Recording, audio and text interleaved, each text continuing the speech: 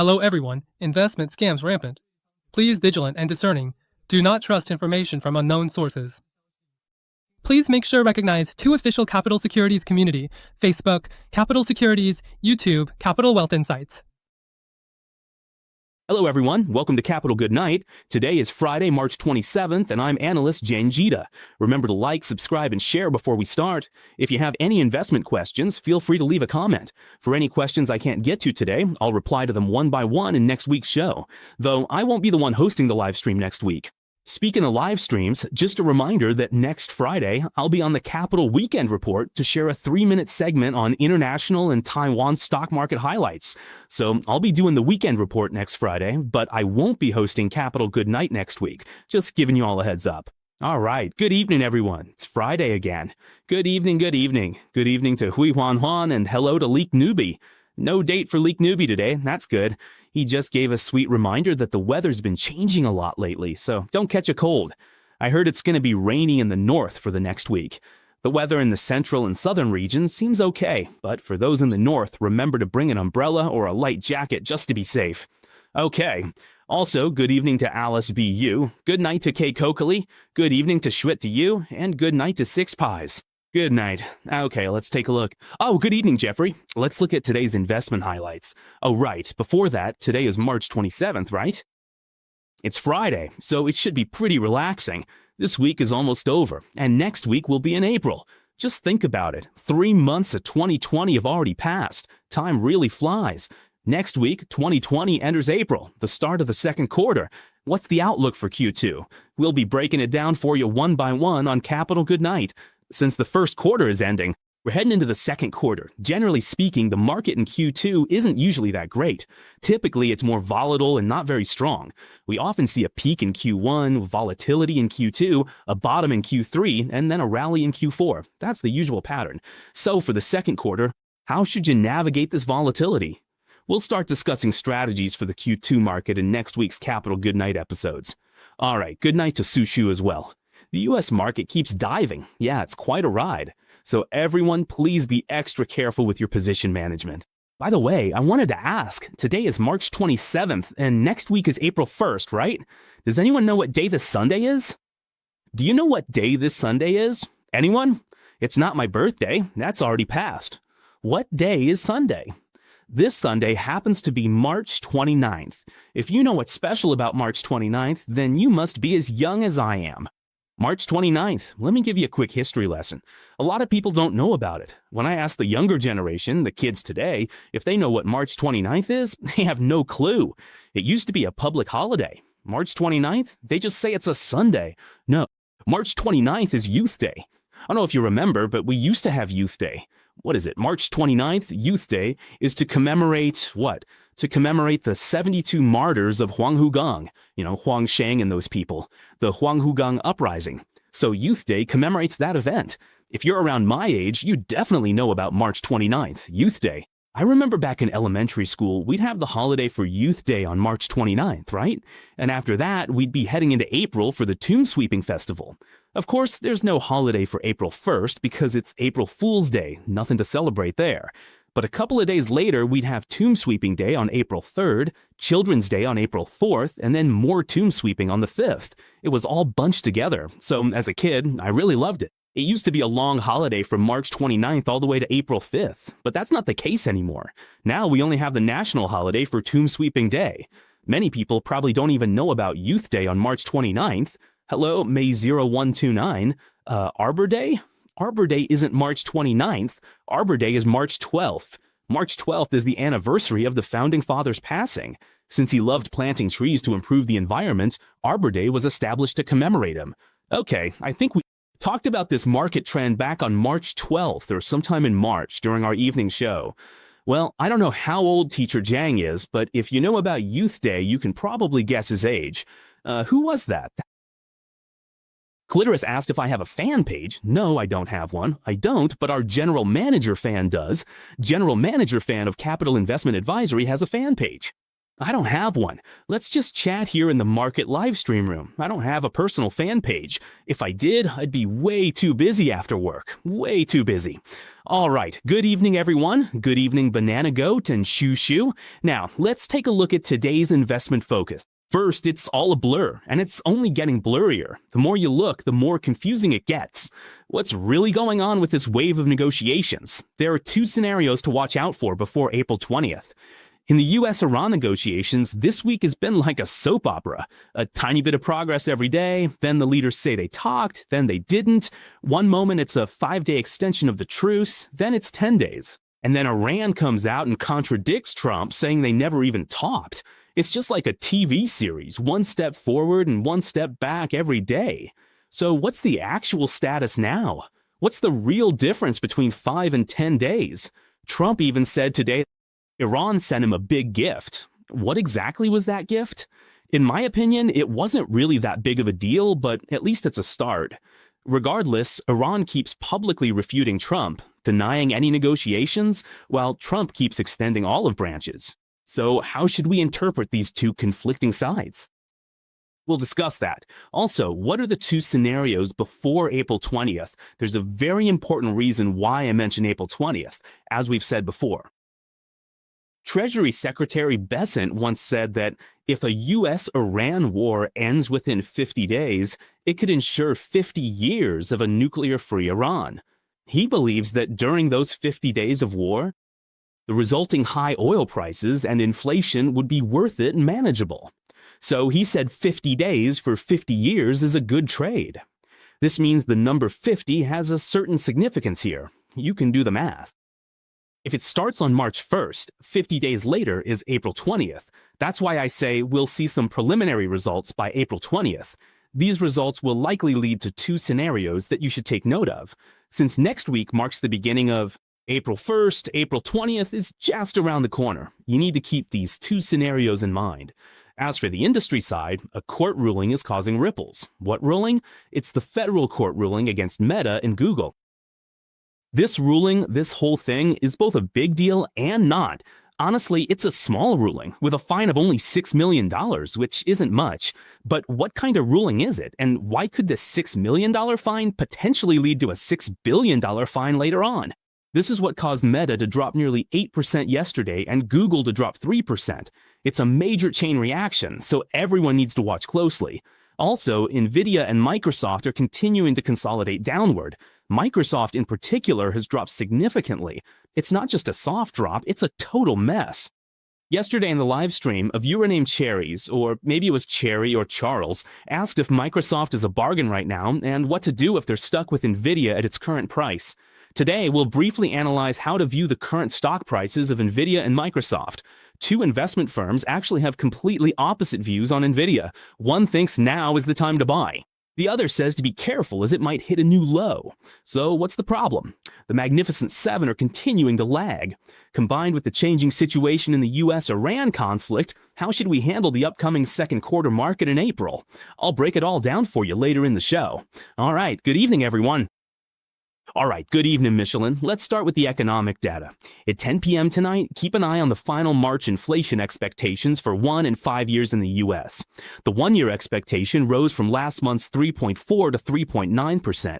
The 5-year went from 3.2 to an expected 3.5%. Both saw slight increases. That's normal, as people likely think the U.S.-Iran conflict is driving up inflation.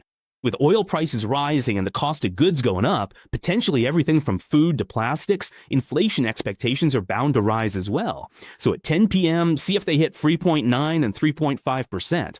Additionally, the Consumer Confidence Index has continued to show a slight decline. The previous value was 55.5, and it's expected to drop to 54. This is clearly tied to the US-Iran conflict, so just keep an eye on those two data points at 10 p.m. As for the comments from officials, the recent speeches have actually been very similar. Most officials, whether they have voting rights or not, are all saying the same thing. They're telling everyone that as long as the U.S. military tensions cool down, there's still a chance for a rate cut this year. But on the other hand, if the war situation continues to escalate and remains unresolved, inflation concerns could see a second surge. That would prevent monetary policy from moving toward a rate cut, and we might not see any cuts at all this year. So, including people like Cook and many other committee members, their speeches this week have been more on the conservative side, leaning towards neutral or hawkish. Therefore, if monetary policy continues to resist rate cuts and stays away from a dovish stance, you can see that the 10-year Treasury yield and the terminal rate have both surged to recent highs. When the terminal rate or the 10-year yield spikes, it means there will be significant selling pressure on tech stocks with high valuations and high PE ratios, so everyone needs to be extra careful. Also, Reuters conducted a survey of dozens of economists.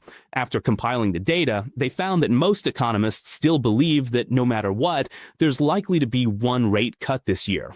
However, the timing will probably be after September. Whether it's September or December, it'll only happen in the second half of the year. Out of 82 respondents, 61 of them, nearly three-quarters, everyone's predicting that in the second quarter, which starts next week in April, interest rates will likely stay the same. They'll stay the same. So in short, as long as the war continues, the chances of the Fed having any motivation to cut rates are basically zero. They almost certainly won't cut rates because of the war. War causes inflation and prices to rise, making it really hard for the Fed to cut rates. If inflation is that high and you cut rates, it'll just keep climbing, which would be a real mess. But the awkward thing is that current interest rates are between 3.5 and 3.75%. If inflation spikes again, the Fed won't just be unable to cut rates, they might even have to start raising them. After all, raising rates is the only way to curb inflation. You have to raise rates to stop inflation, but right now, the economy and the external geopolitical situation are very tense. If inflation spikes and you're forced to raise rates, it would just make matters worse, being even more detrimental to the overall economy and the stock market. But if you don't raise rates and inflation stays high, then what? So the Fed is currently in a real dilemma. Looking at the big picture, I think only after the war ends will the Fed have a safer path forward to take action. Okay, so Jalen asked if this will be a repeat of the Russia-Ukraine war. It doesn't look like it yet. Not yet. Good evening, Sandra Chen. Good evening. That's a beautiful rainbow. Now, why do I say it's not yet? It depends on April 20th. It depends on April 20th. Why April 20th? Well, let's keep watching. Also, just a quick note, the OECD, that's the Organization for Economic Cooperation and Development, said they're maintaining a 2026 global GDP forecast of 2.9%. But if external conditions worsen, this year's GDP forecast might drop to 2.6% and next year's to 3%. Those are slight downward revisions of 0.3%. Also, the US, the UK, and even the European Central Bank might, in their rate decisions, keep things unchanged this year. However, he did mention that the ECB might slightly raise rates in the second quarter because inflation seems to be stirring. They might hike rates in Q2, which is quite notable. Overall, the OECD's economic forecasts for the global, US, and European economies are on the conservative side. But of course, no one should be overly pessimistic. Because it's a conservative estimate mainly due to the trade war between the US and other nations, plus the messy situation between the US and Iran, which adds a lot of uncertainty. But once these two issues start to settle, will the GDP data be reevaluated? Yes, it will. So don't be too pessimistic. We just need to wait patiently for things to settle down. That's all. Now, moving on, as we mentioned, the 10-year Treasury yield has spiked to 4.44%. 444, that's a scary number. The terminal rate has hit 3.81% and keeps climbing, which obviously puts massive pressure on the stock market and tech stocks. The expected number of rate cuts has dropped to 0.681. It keeps shrinking, leading many to believe there might not be any rate cuts at all this year. Anyway, oil prices are still surging. As long as oil stays high, the chances of a rate cut this year are slim. All right, good night to brother Yu Lun and Ni Bao Chun as well. Good night. All right, as for the US dollar index, it's up slightly by 0.11%. Of course, there's some short-term safe haven demand for the dollar, so it's staying above the 200-day moving average. As for geopolitical risks, that's quite interesting. Geopolitical risk is something that, well, there's a new report every single day. And as for those reports, whether they're good or bad, we don't really know. It's like a strange daily soap opera. Now, today Trump spoke, and what he said was very interesting. He said that at Iran's request, the situation regarding strikes on energy facilities, this war, will be delayed by 10 days. A couple of days ago, he said it would be delayed by 5 days, but now he's saying 10 days. Why? He said it's delayed 10 days until April 6th. Which is what? After the Tomb Sweeping Festival. If you're going to fight, do it after the festival. Everyone's busy visiting graves during that time, so no fighting. That's what he meant by delaying it to April 6th, after the festival. So why the 10-day delay? His reason was that negotiations between the US and Iran are going very smoothly. But as soon as he said that, Iranian state media jumped out and said, "We haven't had any negotiations at all. We never asked for the strikes to stop. Not at all." So why would you say that? Now we have a major Rashomon situation with these US-Iran talks. Trump keeps making bold claims, constantly putting out news that he's negotiating with Iran, that the Strait of Hormuz is under control, that oil prices will drop, just all sorts of things. But honestly, whether this is true or false, we just don't know. Because every time he speaks, Iran comes out and shuts him down, saying they never talked. But is it that Iran feels they have to publicly push back against Trump to show they're taking a tough stance?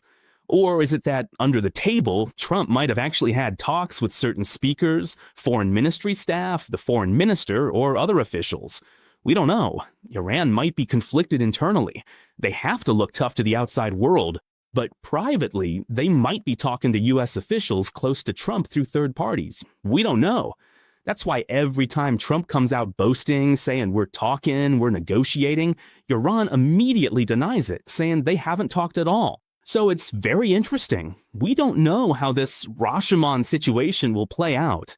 But looking at it from another angle, honestly, Trump is probably the only one in the US who could actually pull something like this with Iran.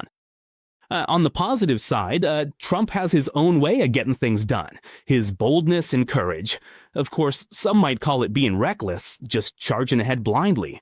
We don't know if it's recklessness or just being foolish, but at least in terms of presidential execution, he has a level of boldness and guts that most leaders just don't have. They don't have it, so that's likely his strength. But the downside is he often charges ahead without considering the consequences. Then his officials have to clean up after him, or he charges ahead for a while, whether it's the trade war or the Iran negotiations, and then he might just back down and retreat.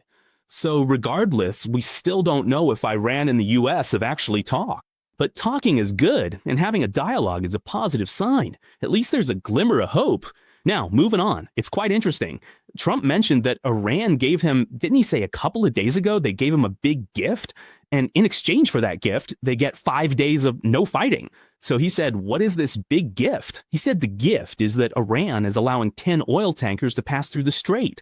He also mentioned something about Iranian oil, that controlling it is an option, but they won't discuss it now, and so on and so forth. When I saw this about the 10 tankers, I couldn't help but chuckle. I mean, are 10 oil tankers really considered a big gift? I'm not so sure. Generally speaking, if the Strait of Hormuz isn't under blockade, 20% of the world's crude oil transport goes through the Persian Gulf, through the Strait of Hormuz and out to the Gulf of Oman, or wherever it goes, out to the Indian Ocean, the Arabian Sea, and the Indian Ocean. 20%. That's maybe 200 or even hundreds of ships passing through every single day. So when you say they're allowing 10, is that a big gift? I don't think it counts as one. It's just something to brag about. And as for those 10 ships, which countries are they from? This is also interesting because who is Iran currently allowing to pass?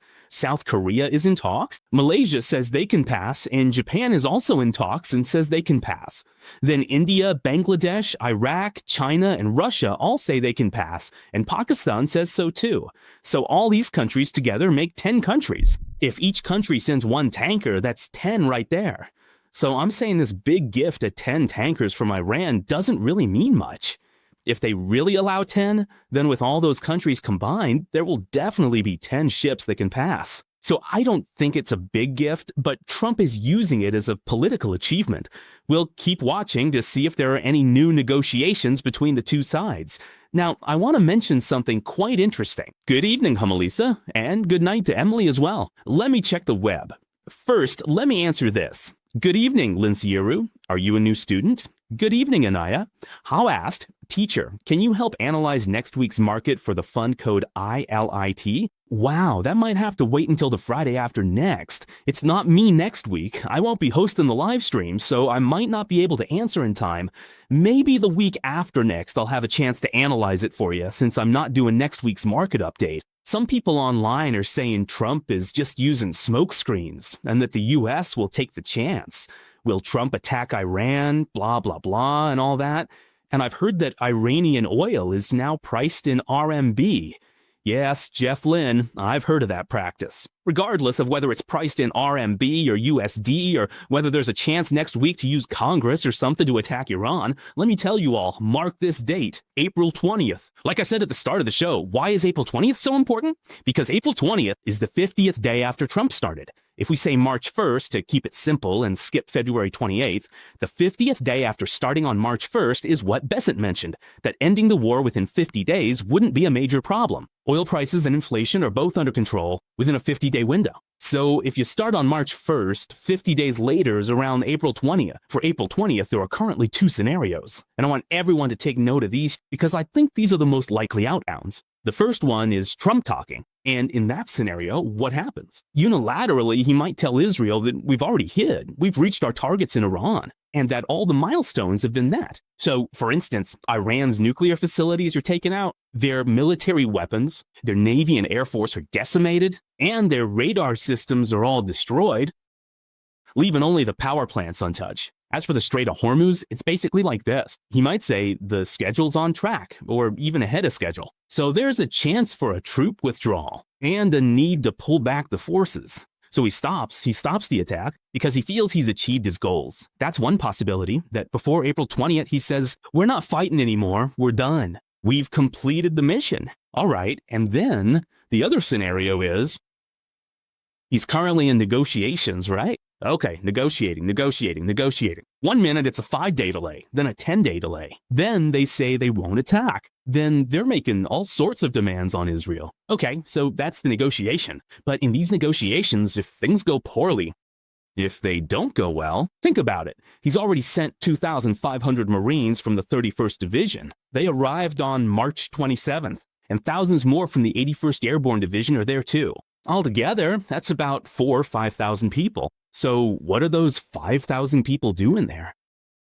They're not there to sing praises or wish Trump a happy birthday. No, they're there for a reason. And what is it? To prepare in case the negotiations fail. If Trump's 15 points or Iran's 5 conditions, if both sides reach a complete deadlock and can't agree, then Trump might take action and just go for a quick resolution. He'll just send those 5,000 troops right in. He'll strike, and he won't be polite about it. It won't just be missiles or hitting bases. No, it'll be a ground war. He'll launch a ground war, and where will that ground war be? First, Karg Island. They'll take Karg Island directly. Yes, Karg Island, because Karg Island is the hub for 90% of Iran's crude oil exports. Now, we've discussed the geography before. Karg Island is in the northwest Persian Gulf, right off the northwestern corner of Iran. Karg Island is a very small island, just a tiny island. It's not big, but 90% of the hub is right there. So it's possible the US will just send those thousands, airborne or ground troops, and just seize the island directly, cutting off Iran's economic lifeline, shutting down 90% of their exports. It's a scorched earth policy. Nobody gets to export anything.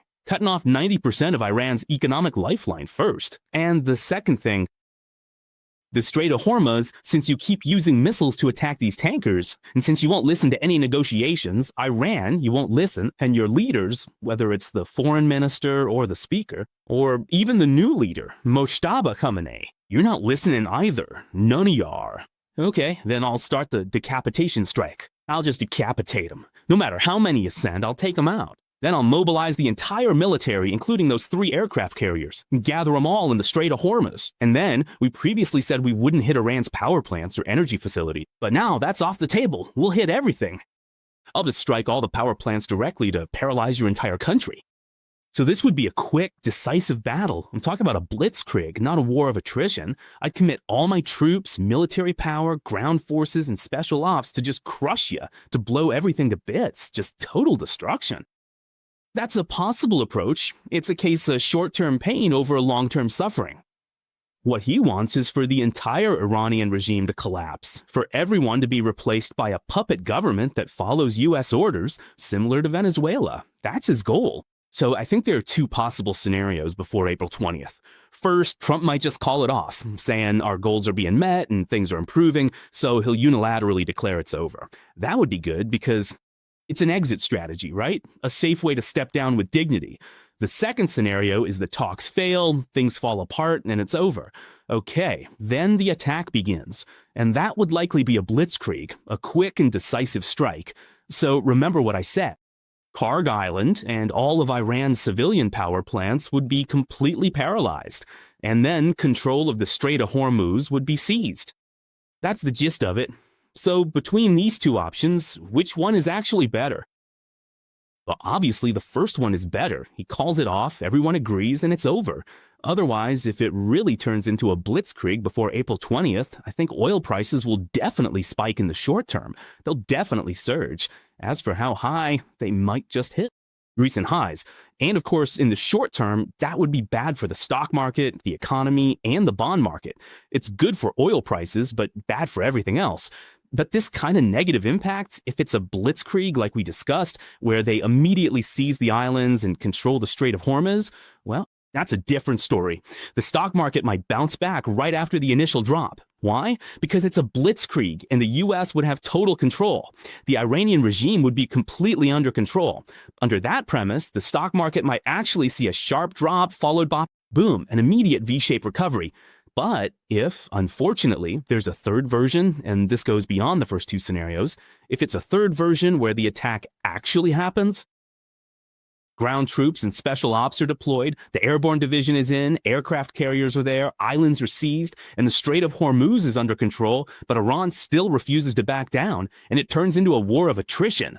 What if Iran then blockades the Bab el-Mandeb Strait too? And the Strait of Hormuz is also blocked, and then everyone goes down together? That would be the absolute worst case scenario. If the strategy really heads in that direction, we'll discuss what to do then. We'll cross that bridge when we come to it. Okay, good evening, Zheng Baiheng. Good night, Lu Yang.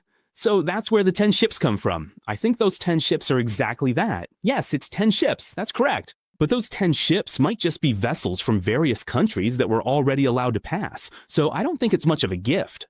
Okay, now, Caesar, can you analyze if Google's latest news affects Innolux, Micron, or SanDisk? Yes, it does. We discussed and analyzed this yesterday.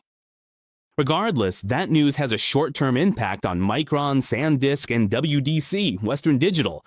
All memory stocks took a hit in the short term and pulled back. Why? Because of that Google situation. But I believe it's just a short-term negative. It's not a long-term one. As we said yesterday, Google's paper is just a theoretical presentation of their research. It's not like they've actually developed a technology that can be immediately applied. Kill off Micron, SanDisk, or other memory makers. Not at all. But because everyone is on edge in the short term, with stock prices up and PE ratios high, along with all sorts of valuation concerns, any little bit of bad news can cause a drop. It's as simple as that. So do you really think Google's paper describes technology good enough to wipe out Micron? There's no sign of that yet, but the market is fearful right now, so any minor negative gets magnified. That's the reason. That's exactly why. Okay, now, if things go toward the third option, I'm telling you, that would be a disaster. If the third option happens, everyone should just wait until the end of the year to trade stocks. Seriously, wait until then. Just keep your cash ready and we'll see when the fighting ends. If it really turns into a scorched earth war well, I don't think it'll last as long as Ukraine and Russia, not that long. But if the fighting continues past April 20th, I don't think that's a good sign at all. If it keeps going through the first half of the year, the longer it lasts, the more trouble it causes. The longer it goes, the worse it gets. So before April 20th, let's keep these two versions, the 2+1 versions, in mind. Okay, keep them in mind. I'll say it again. The first one is that Trump talks, he finds a way out, or the US, Iran, or Israel, the US or Israel, says, hey, we've reached our goals, and finds an exit. That's the first version. Then everything's fine, no problem, everyone moves on, and we act like it never happened. Now, what's the second version? A blitzkrieg. The US can't reach a deal, negotiations fail, so they launch a lightning strike to seize Karg Island and control the Strait of Hormuz, and they actually succeed. The US successfully takes control. In that case, for the stock market, it's actually a case of the bad news being priced in. Of course, when the fighting starts, the market will tank on the bad news, but once the situation stabilizes, it becomes a sell the rumor, buy the fact scenario. The third version's the worst case scenario we mentioned. They attack, but they can't control it, and things get even worse. Alright, so remember these three versions. Hopefully, after the Tomb Sweeping Festival, in our next episode of Capital Goodnight, we'll see what actually unfolds in April. As for Iran's claim, Iran said that 3 of the 15 proposals to the United States were 3 deceptions. It believes the United States is just trying to create an image of international peace, lower oil prices, and buy time for an invasion. Anyway, it's just one person's word against another's. Now, I think the more important one is the Bab-el-Mandeb Strait, not the Strait of Hormuz. We've talked about the Bab-el-Mandeb Strait before. It's down there near the Houthi forces in Yemen. There's a strait in that area called the Bab-el-Mandeb Strait, which leads from the Red Sea. What about the Red Sea? Many European countries must pass through the Suez Canal, then through the Red Sea, and then through the Bab-el-Mandeb Strait to deliver goods to the Atlantic, Indian Ocean, Africa, Asia, and other countries. They all go through the Red Sea, chugging along through the Bab-el-Mandeb Strait, and then out to their destinations. This strait is very important, and it just so happens to be a very critical, narrow passage that can easily be controlled by Iran's allies, the Houthi forces. It's called the Bab-el-Mandeb Strait. If the Bab-el-Mandeb Strait and the Strait of Hormuz are both blocked, it's over. That means Europe, the US, and other countries won't get crude oil or raw materials. Everything just stops. Everything will be stuck, and that can mean prices for everything will skyrocket. That's no small matter. It's a big deal, and it would be quite troublesome. The Bab-el-Mandeb Strait is also known as the maritime corridor between Europe, Asia, and Africa. So if you have time, you can pull out a geography textbook or look at Google Maps. Then you'll see where the Bab-el-Mandeb Strait is and where the Strait of Hormuz is. Once you see it, you'll realize that this is actually a very serious matter. It's fine as long as nothing happens, but if it does, I'm telling you, if both of these straits are controlled, it'll be disastrous. It's truly a major issue, so we must be careful. Well, I hope it doesn't happen, because if it does, everyone investing in stocks will have a very, very hard time. This year would be quite difficult. And this year is the year of the horse. That horse's kick, a kick from the hind legs, it really hurts. One kick might take until the end of the year to recover from. Okay, as for New York crude oil prices, anyway, it's the same. It's up slightly by 0.66% today, still stuck at the 26-day moving average. We'll just have to see how the conflict between the US and Iran develops. We'll keep an eye on it. Now, as for industry news, that's very important. Yesterday, there was a court ruling. Regarding Meta and Google, this court decision is quite interesting. I also find this whole thing truly mind-boggling. Everyone has kids at home, right? Many people have children, and even if you don't, you probably scroll through your phone yourself. We open our phones and scroll through Facebook, Instagram, YouTube, short videos, shorts, and all sorts of things. And have you noticed something? When you're scrolling and scrolling on your phone, watching those short videos, why is it that you just can't seem to stop? Right? You'd think a short video is only 30 seconds or a minute long. You might think, okay, I'm home from work, I'll just watch a couple of short videos to relax. But strangely, once that minute is up, the next one is a clip from a Korean drama, and the one after that is about food, then travel, then some product like watches or leather shoes, a whole bunch of stuff. You just keep scrolling and scrolling, and every single one looks so good. You keep going for 1 minute, 2 minutes, 3 minutes, 4 minutes, just scrolling away. Have you ever had that experience where you're scrolling and scrolling, and then you realize, oh, an hour has passed? An hour has passed, or even 2. I clearly intended to take a shower when I got home. Shouldn't I have made some formula for the baby? How is it that I picked up my phone and didn't even notice the baby crying for 2 hours? It's because those short videos are just so addictive. And why are they so addictive?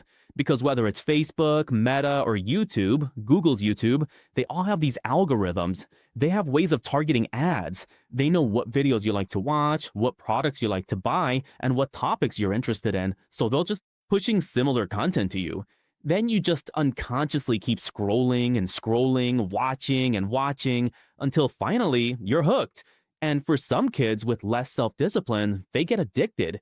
And because of that addiction, this happened. What happened? Well, the court ruled on this case. There was this young woman who started scrolling on YouTube at age 6 and using Instagram at 9. As a result, now in her 20s, she says it caused her depression. It led to depression. So what did she do? She sued Meta and Google. She said, because your two companies kept using algorithms to push all these related ads and short videos to me, I couldn't break away. I was trapped by these short videos, so she sued them. And the key is, the court actually ruled in her favor. They ruled in her favor. This is quite interesting. We scroll on our phones because we lack self-discipline. If our self-control isn't strong enough, we scroll for an hour or two, and then we can actually sue the company? The settlement was $6 million. That's a lot, nearly 200 million Taiwan dollars. Wow, we could all go sue them. 200 million Taiwan dollars. In the US, people sue each other like this all the time. In the end, Meta has to pay 70% and Google 30% of the fine. Of course, both companies said they'll appeal because they think it's unfair. They feel they didn't provide the content, they're just a platform. Whatever content is provided, whether someone gets addicted, isn't their problem. Also, Meta was fined nearly $375 million. Why? They said that regarding online information, they misled users about child safety, leading to child exploitation. Basically, they didn't manage their content well. So these two legal issues mean Google and Meta's most profitable ad targeting. For example, when we're scrolling through short videos, right? In the middle of scroll, ads will pop up. Whether it's a ticker at the bottom or an ad or suddenly a 10 or 20-second ad you're forced to watch, Google and Meta make money from this. Why else would they give you free stuff? They're raking in ad revenue, making money hand over fist. Now, this could lead to a very serious situation in the future. If this $6 million judgment is upheld and they can't change it, I'm telling you, in the whole US, not just the US, but all of Europe and America, people will start following suit. They'll all start suing Meta and Google because they'll realize, oh, I got addicted to Instagram and YouTube. If you get addicted to watching my show, you could say, I can sue Google, I can sue Meta, and you'd actually win. Even if it's just 6 million per case, imagine if there are 1,000 cases. If there are 1,000 cases and each pays out 6 million, that's serious. That could mean 60 billion or even 6 billion US dollars, which is huge. It might even force Meta and Google to rethink how they serve ads. Advertising is the main moneymaker for Google and Meta. Whether it's search or video, ads bring in tens or hundreds of billions of dollars.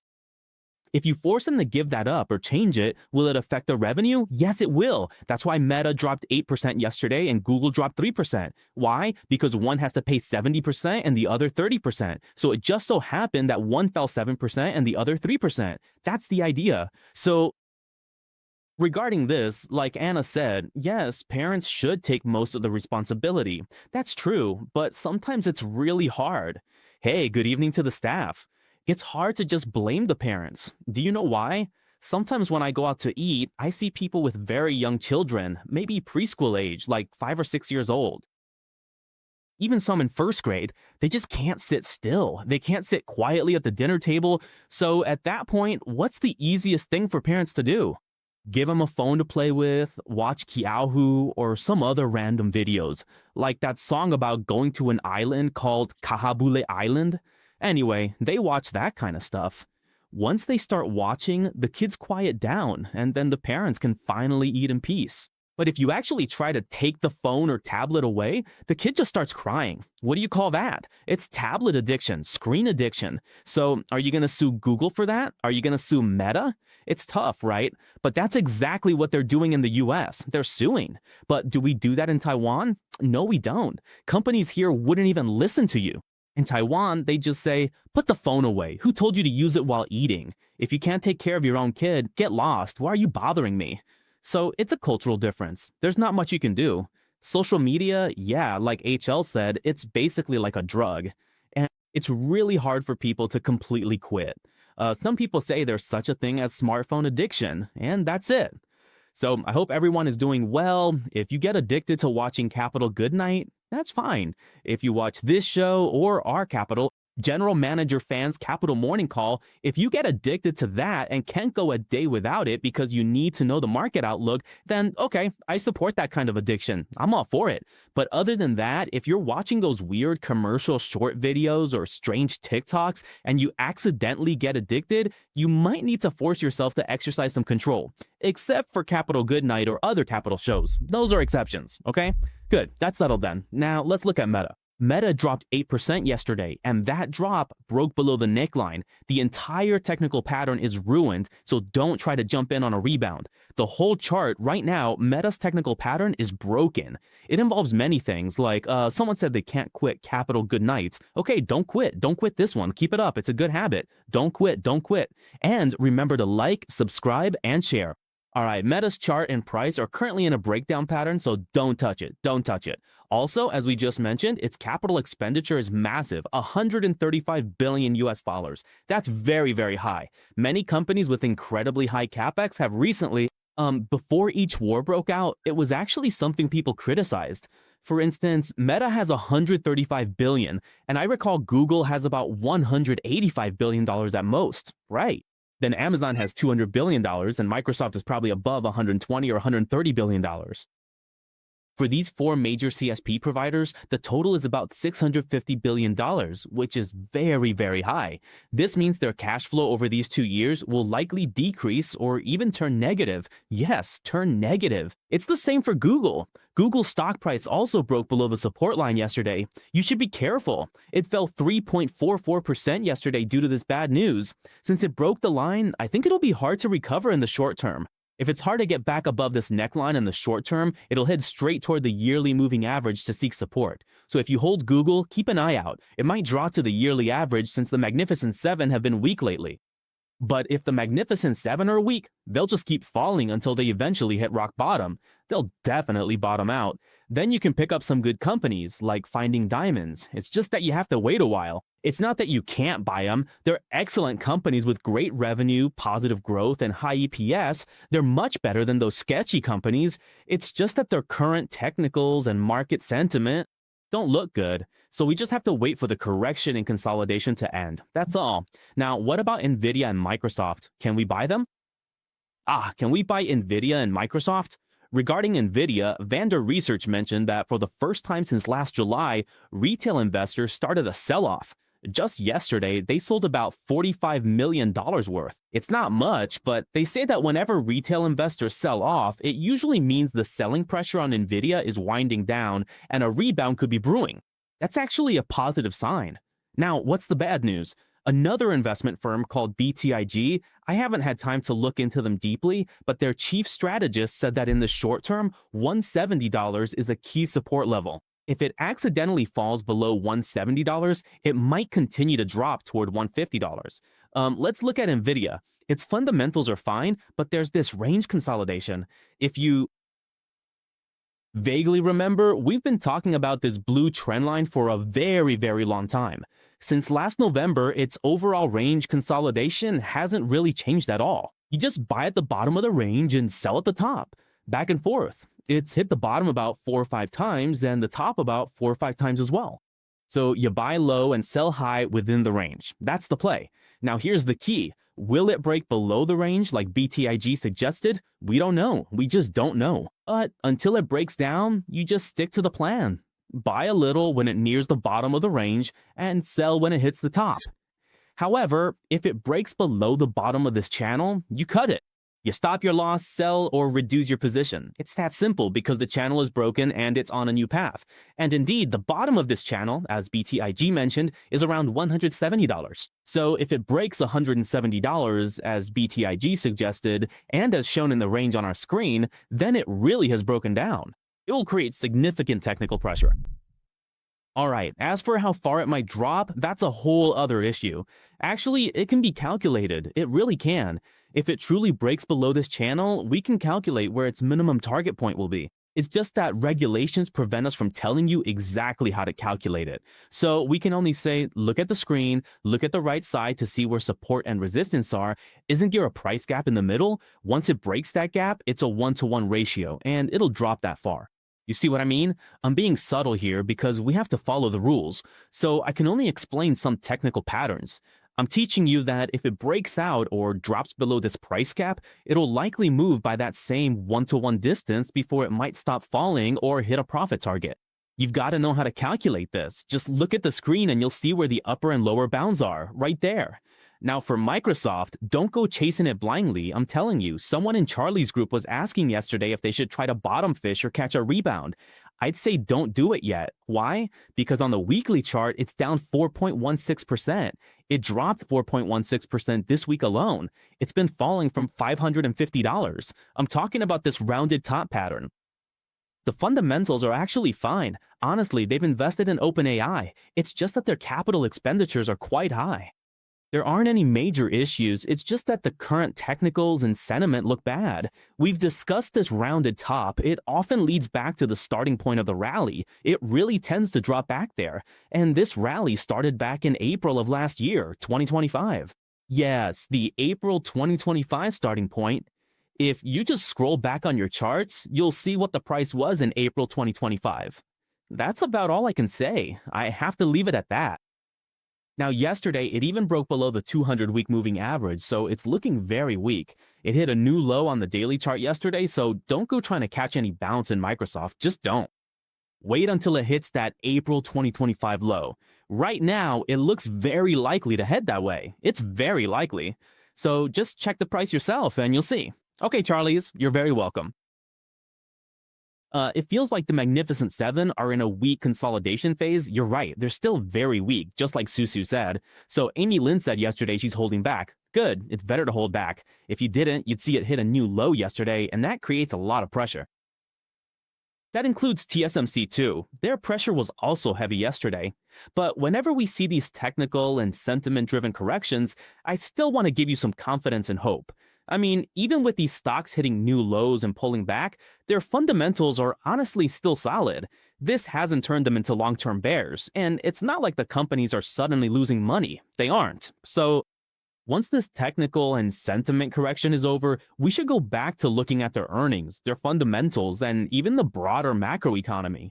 If those things are still looking good, and as geopolitical risks cool down, inflation drops, and oil prices stop staying so high, then all these stocks will gradually return to their normal paths. In other words, to be optimistic, once all this noise settles down, the market will eventually give these stocks the value they deserve. So everyone, don't be overly pessimistic. The market will eventually do justice to good companies. Let me say it again. The market will eventually do justice to good companies, but not for bad companies. For example, yeah, exactly. Like those stocks with questionable financial reports. Those involved in chip smuggling, those might not recover. They basically won't. You all know who I'm talking about. That's just how it is. So again, don't be too pessimistic. All right, let's look at pre-market movers. To be direct, today's good. We should finish in 45 minutes. Now, Quanta Services rose 2.09 pre-market. Albemarle is up 2%. Packaging Corp, those oil companies like ConocoPhillips, Apache, energy firms like Devon Energy, Occidental Petroleum, and so on, ExxonMobil is also up nearly 1% pre-market. Why? Because oil prices are still showing signs of movement. Will there be a conflict this week? I don't know. I don't have any inside information. I can only tell you to keep 3 scenarios in mind before April 20th. Remember those 3 scenarios. Of these 3, let's hope the third one doesn't happen. If it does, wow, that'll be tough. If the first one happens, we'll celebrate.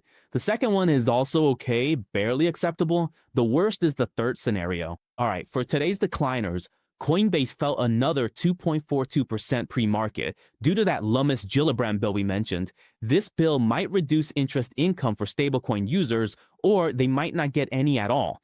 This will affect related crypto and Bitcoin issuers or stablecoin issuers. Their profits might drop as they lose customers. So Coinbase has this negative news pre-market, down 2.42%.